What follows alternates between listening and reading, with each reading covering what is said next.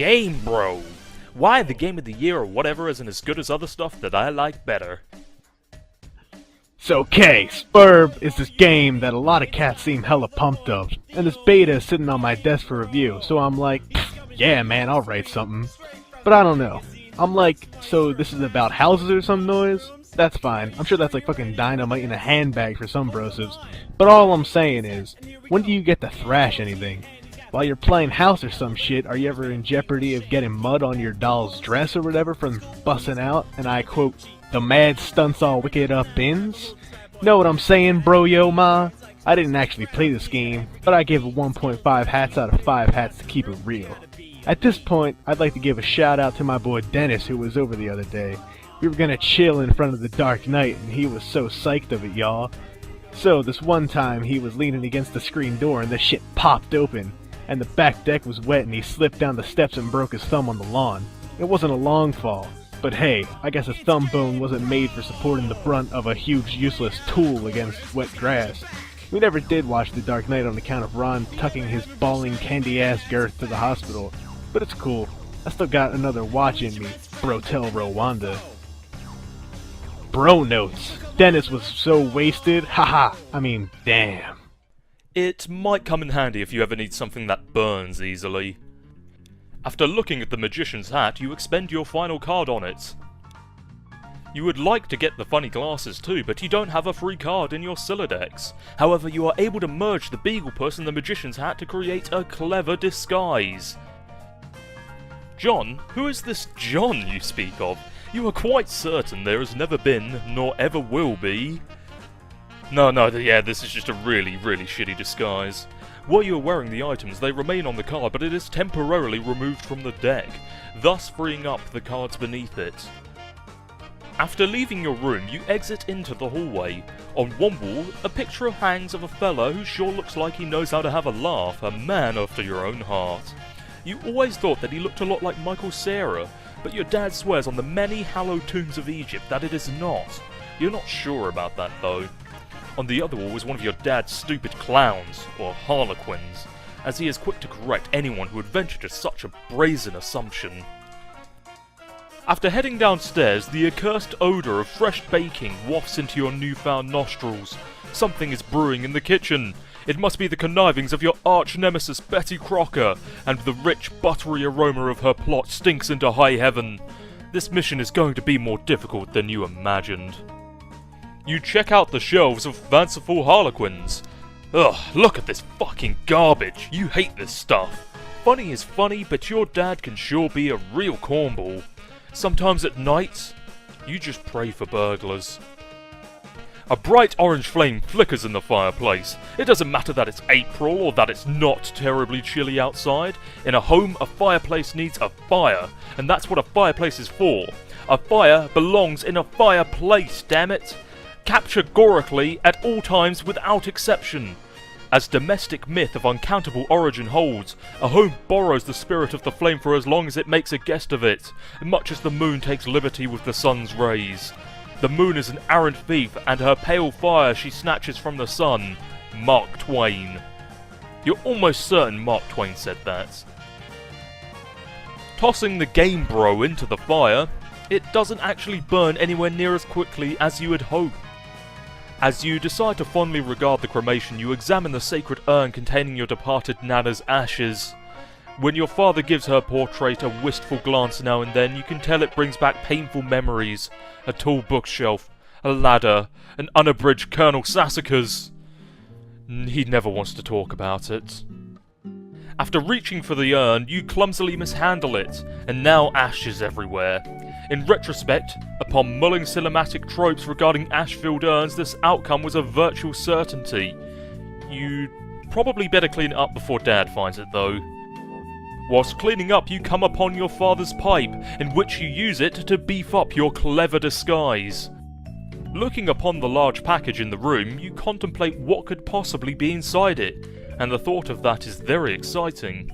But it also makes you a little nervous at the same time. Oh, hell no! With that out of the way, you first prop the Harlequin doll up on the couch. Having it in the middle of the room sprawled out all akimbo-like just struck you as unseemly.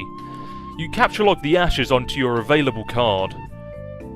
Carefully, you merge the sacred urn with the ashes. Most of the ashes back in the urn, but it's a total mess. Really, it would have been tidier if you just used a broom and a dustpan. Putting the urn back, no one will be the wiser. Except for maybe people with eyes.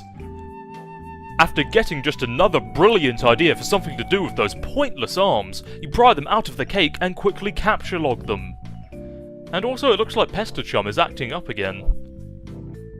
Well, it appears that another one of your chums is messaging you. I understand you have recently come into the possession of the beta release of the Game of the Year, as featured in respectable periodicals such as Game Bro magazine. That's an ugly rumor. Whoever told you that is a filthy liar. And you should probably stop hitting on him all the time or whatever. I can't control myself. I must have a weakness for insufferable pricks. Anyway, I still haven't checked the mail. My dad has it. I'm trying to get it from him, so BRB. John. What? You're wearing one of your disguises now, aren't you? You are typing to me right now while wearing something ridiculous. No, why would you even think that? That is so stupid. Okay. Alright, wish me luck.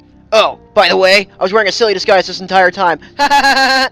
I know, John. After heading back downstairs, you can now execute that brilliant idea that you had.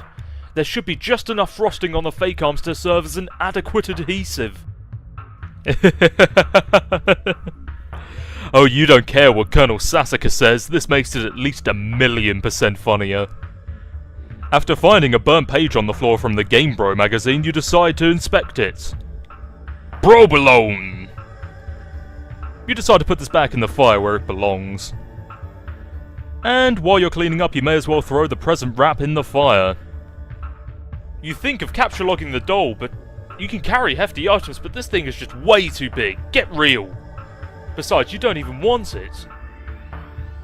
Looking upon Colonel Sassacre's text, you thought about consulting it to determine just how hilarious the doll is now. But this text is way too big to navigate in a timely fashion. You decide to forget about it for now. Moving onwards, the door to the left leads into the kitchen, from which a smell of baking wafts, a powerful aroma which could lift even an especially portly hobo off of his feet.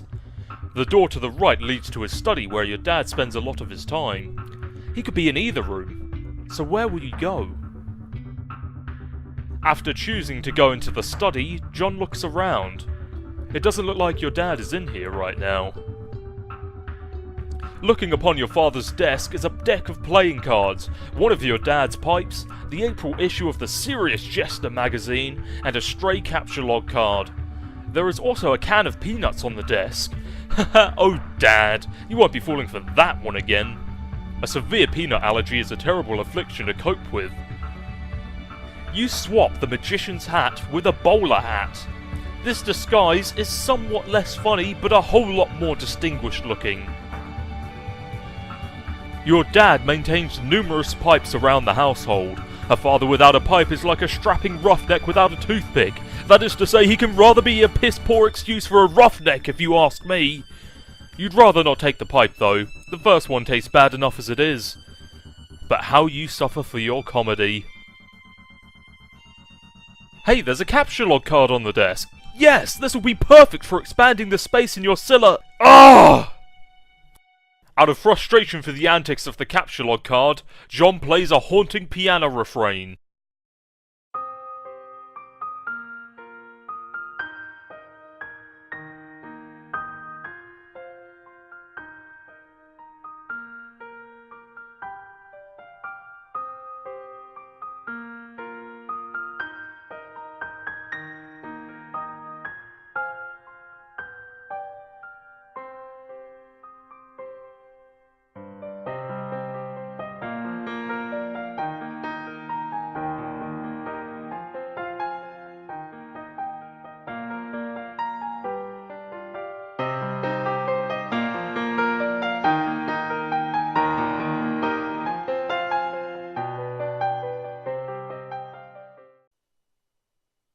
Now John decides to play 52 card pickups, the prankster's favourite card game, even though you are alone in the room, thus rendering it an especially foolish version of solitaire.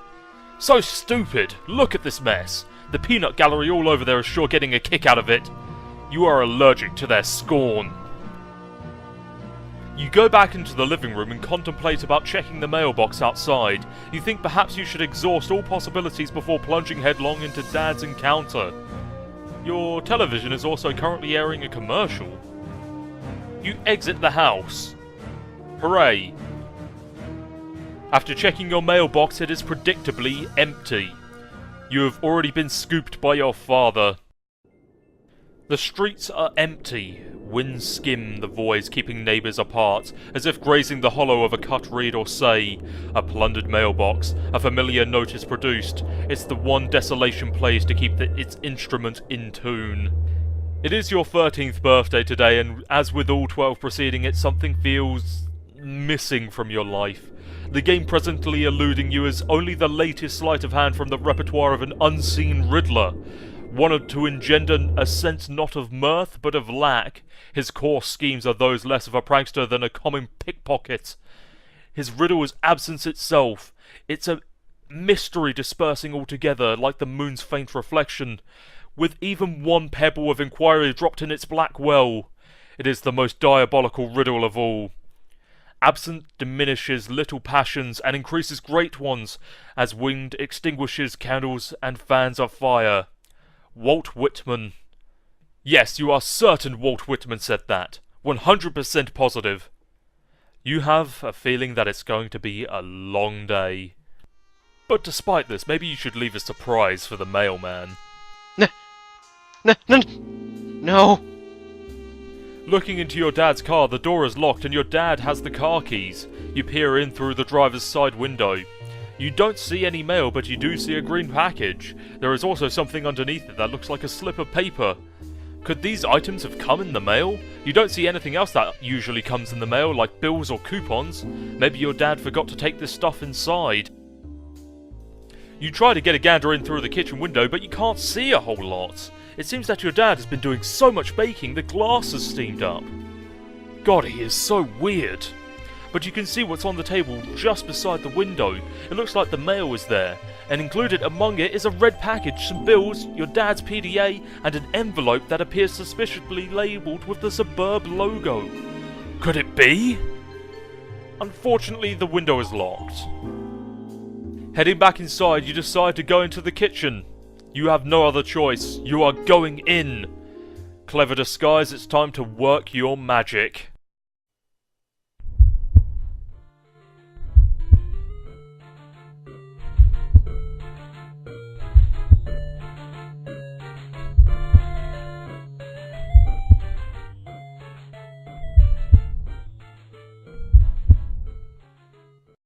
Your dad sees right through your costume. You don't even know what you are thinking with this foolish ruse.